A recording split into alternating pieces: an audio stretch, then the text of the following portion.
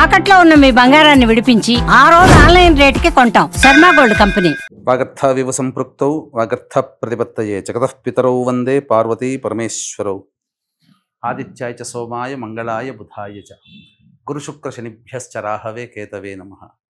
శృంగేరి జగద్గురు పీఠాధిపతులకి కంచి పీఠాధిపతులకి నమస్కారములు తెలియజేసుకుంటూ కార్యక్రమాన్ని ప్రారంభిద్దాం. ద్వాదశ రాశులకు సంబంధించి 1 జూలై నుంచి 15 జూలై వరకు వివిధ రాశుల్లో జన్మించినటువంటి వారికి ఏ విధంగా ఉండబోతుందో తెలుసుకునే ముందు గ్రహ సంచారం గురించి తెలుసుకుందాం. వృషభ రాశిలో శుక్రుడు, అలాగే మిథునంలో రవి గురువు, కర్కాటకంలో బుధుడు, సింహంలో కుజ కేతువు, అలాగే కుంభంలో రాహువు, శని మీనంలో 13 జూలై నుంచి శని వక్రీకరించే స్థితి పొంది ఉంటాడు. అయితే ప్రధానంగా గమనించుకున్నట్లయితే చాలామంది ప్రేక్షకుల్లో ఉన్నటువంటి చాలా సందేహాలు, కొన్ని చెప్పినటువంటి విషయాల్లో కొన్ని మాకు ఫలితాలు సరిపోవట్లేవు అని అంటున్నారు. అంటే దీని అర్థము చాలామంది చూసుకునేటువంటిది ఈ సన్ జొడాయిక్ సైన్ ద్వారా చూసుకుంటున్నారు. అంటే ఈ ఉదాహరణకు చెప్తున్నాను, 23 జూలై నుంచి 22 ఆగస్టు మధ్యలో పుట్టినటువంటి వాళ్ళకి లియో సైన్ అని చెప్తారు. కాబట్టి సింహరాశి గురించి చెప్పేటప్పుడు ఆ 22 జూలై నుంచి 23 జూలై నుంచి 22 ఆగస్టు మధ్యలో పుట్టిన వాళ్ళు చూసుకుంటున్నారు. అది తప్పు. మీరు జన్మించినటువంటి జన్మ తేదీని అనుసరించి ఒక నక్షత్రము, ఆ నక్షత్రాన్ని అనుసరించి రాశి ఉంటుంది, ఆ రాశి ప్రకారమే మీరు చూసుకోవాలి. ఇది సరైనటువంటి విధానము. కొంతమంది నామ నక్షత్రం చూసుకుంటున్నారు. ఉదాహరణకి శ్రీనివాస్ అని చెప్పి అనుకున్నాం అనుకోండి, చాలామంది సి అనే అక్షరం ఈ శతభిష నక్షత్రంలో ఉంటుంది కాబట్టి కుంభరాశికి చూసుకుంటున్నారు, తులారాశికి చూసుకోవాలి. కృష్ణవేణి అన్నప్పుడు మిథున రాశి చూసుకుంటున్నారు, అది కూడా తులారాశి, అలా చూసుకోవాలి. కాబట్టి మనం అనేక విధాలుగా ఈ శాస్త్ర ప్రకారము మనకు ముందుకు వెళ్ళినట్లయితే తప్పకుండా ఆ ఫలితాలు అనేటువంటివి మనకు సరిపోతాయని చెప్పవచ్చు. ఇక ఆలస్యం చేయకుండా వివిధ రాశుల వారికి ఈ 1 జూలై నుంచి 15 జూలై వరకు ఏ విధంగా ఉండబోతుంది, ఆదాయ వ్యయాలు, ఖర్చులు, అలాగే పరిస్థితుల అనుకూలత, ఇవన్నీ కూడా క్లుప్తంగా మనం తెలియజేసుకునే ప్రయత్నం చేద్దాం. ద్వాదశ రాశులలో భాగంగా 5వదైనటువంటి సింహరాశిలో జన్మించినటువంటి వారికి 1 జూలై నుంచి 15 జూలై వరకు ఏ విధంగా ఉండబోతుందో తెలుసుకునే ప్రయత్నం చేద్దాం. ముందుగా ఈ యొక్క సంబంధించినటువంటి సింహరాశి వారికి శుక్రగ్రహ సంచార ప్రభావం అనుకూలముగా లేదు. మీకు ప్రధానంగా స్త్రీపరమైన విద్వేషం కలిగే అవకాశం ఉంటుంది. అపనిందలు మీరు పడతారు.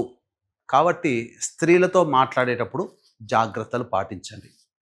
ఇక రవి సంచార ప్రభావము సంపూర్ణముగా ఉన్నటువంటి కారణం చేత నిరుద్యోగస్తులకి ఉద్యోగము లభించే అవకాశాలు సంపూర్ణంగా ఉన్నాయి. ఉద్యోగస్తులకైతే మీకు చక్కటి ప్రమోషన్స్ కానీ, లేకపోతే ప్రభుత్వ రంగంలో పనిచేసేటువంటి వాళ్ళకి కోరుకున్న చోట బదిలీలతో కూడుకున్నటువంటి ప్రమోషన్స్ కానీ లభిస్తాయి. మీ యొక్క కీర్తి ప్రతిష్టలు పెరుగుతాయి. మీరు చేస్తున్నటువంటి పనికి ప్రోత్సాహకాలు పెరుగుతాయి. గురుగ్రహ సంచార ప్రభావం కూడా అనుకూలంగా ఉన్నటువంటి కారణం చేత ధనపరమైనటువంటి లావాదేవీల్లో మీకు చక్కగా లాభం చేకూరుతుంది. రాని బాకీలు వసూలే అవకాశం ఉంటుంది. ఇక అన్ని విధాలుగా సహాయ సహకారాలు గురుగ్రహం యొక్క అనుగ్రహం వలన కలుగుతాయని చెప్పవచ్చు. ఇక ప్రధానంగా ధన ప్రవాహము గురువు వల్ల కలిగితే బుధగ్రహ సంచారం మీకు ప్రతికూలమైనటువంటి ఫలితాలు కలుగుతాయి. అంటే ధనం రాగానే ఖర్చులకి చకచక ఖర్చులకి వెళ్ళిపోతుంటాయి, లేదా అనవసరమైనటువంటి పెట్టుబడులు పెడతారు, స్టాక్ మార్కెట్స్లో పెట్టుబడులు పెడతారు. కాబట్టి జాగ్రత్తలు పాటించండి. ముఖ్యంగా బుధగ్రహ సంచారము అనుకూలంగా లేదు. ఈ కారణం చేత కొంత సంతోషముగా లేని పరిస్థితులు, ఆరోగ్యం పట్ల శ్రద్ధ వహించాలి. శిరోబాధలు ఎక్కువగా ఉంటాయని చెప్పవచ్చు. ఇక కుజ కేతుల యొక్క సంచార ప్రభావము ఇది కూడా అనుకూలంగా లేదు. కాకపోతే మొండి ధైర్యం పెరుగుతుంది, ఏదైనా సాధించాలనే కసి పెరుగుతుంది. కానీ మీ అంతటి వాడు లేడు అని మీరు ఆ భావన ఉండడం వల్ల, ఇతరులను చులకనగా చూడడం వల్ల సింహరాశిలో జన్మించినటువంటి వారు మీ విలువని కోల్పోతారు. దగ్గర వారిని దూరం చేసుకుంటారు మీ మాట తీరు వల్ల, మీ ప్రవర్తన వల్ల. కాబట్టి ఆలోచించండి. ప్రేమతో అందరితో వ్యవహరించే ప్రయత్నం చేస్తే ఈ కుజకేతుల యొక్క సంచారం మీకు కొంతవరకు ఉపశమనం లభిస్తుందని చెప్పవచ్చు. ఇక రాహు సంచార ప్రభావము ప్రధానంగా ఈ యొక్క సింహరాశిలో జన్మించినటువంటి వారికి ఎల్లప్పుడూ కూడా ఇతరుల మీదనే పైచేయి సాధించాలనే కసితో మీరు పనిచేస్తారు. కొంతవరకు అనుకూలంగా ఉన్నప్పటికీ కూడా ఇతరులు మిమ్మల్ని మోసగించే అవకాశాలే ఈ రాహుగ్రహ సంచారం వలన కలుగుతాయి, లేదా ఇతరుల వలన మీరు నష్టపోతారు. కాబట్టి ఏదైనా వ్యవహారం నడిపేటప్పుడు జాగ్రత్తలు పాటించండి. శని సంచారము అష్టమ శని ప్రభావం ఎలా ఉన్నప్పటికీ కూడా గత కొంతకాలంగా అష్టమ శని అనుకూలంగా లేని కారణం చేత అనారోగ్య సమస్యలు, తీవ్రమైనటువంటి ఒత్తిడులు, అలాగే సమయానికి భోజనం చేయలేకపోవడం లాంటి సమస్యలతో ఈ అష్టమ శని ప్రభావం మీకు ఉన్నప్పటికీ 13వ తారీఖు నుంచి వక్రీకరించిన కారణం చేత అష్టమ శనితో పాటుగా ఈ సప్తమ శని ప్రభావాన్ని కూడా కలగచేస్తాడు. కాబట్టి జాగ్రత్తలు పాటించండి. ముఖ్యంగా 4 కూడళ్ల మధ్యలో వేసిన వస్తువుల్ని తాకకండి, దిష్టి తీసిన వస్తువుని తాకకండి. నడిచేటప్పుడు జాగ్రత్తలు పాటించండి. ముఖ్యంగా 9వ తారీఖు నుంచి మీరు ఎవరితో కలిసి దాంపత్యంలో ఉంటారో, అనగా మీ యొక్క జీవిత భాగస్వామి మరియు వ్యాపార భాగస్వామితో కొంత ప్రతికూలమైనటువంటి వాతావరణం ఉంటుంది. సమయం అనుకూలంగా లేదు కాబట్టి తగ్గి ఉండే ప్రయత్నం చేయండి. కొంతకాలము, సంవత్సరంలో కొంతకాలము వారిదే పై చేయి ఉంటుంది, వారి మాటే వినాల్సి వస్తుంది, వారి మాటే నెగ్గుతుంది, వారు చెప్పిందే జరుగుతుంది. ఒప్పుకుంటే తప్పు లేదు కదా. కాబట్టి ఈ కుజుడు కేతువు మీకు ఆ విధమైనటువంటి వెసులుబాటు ఇవ్వడు, నేనే గొప్ప అన్నట్టు తయారు చేస్తాడు. కానీ ఇక్కడ శని రాహుల ప్రభావం కూడా అధికంగా ఉన్నటువంటి కారణం చేత మీ జీవిత భాగస్వామి, వ్యాపార భాగస్వామి, లేదా మీరు ఎవరితో కలిసి పనిచేస్తారో వారిదే పై చేయి అవుతుంది. కాబట్టి వాస్తవాన్ని ఒప్పుకునే ప్రయత్నం చేయండి.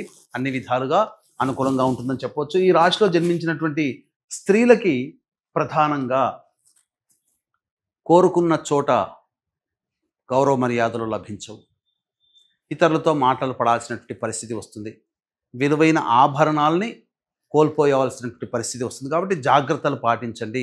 ముఖ్యంగా సంతానం కోసం ఎదురు చూసేటువంటి మహిళలు వాయిదా వేసుకోవడం మంచిది. ఆల్రెడీ గర్భధారణ జరిగినటువంటి వాళ్ళు వైద్యుని యొక్క సలహాలు తప్పకుండా పాటించాలి.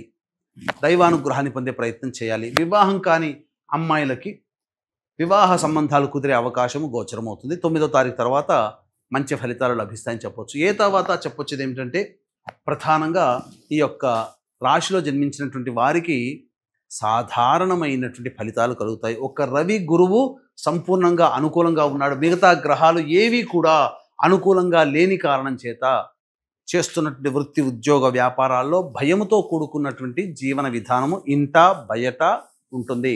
ఖర్చులు పెరుగుతాయి. జాగ్రత్తలు పాటించండి.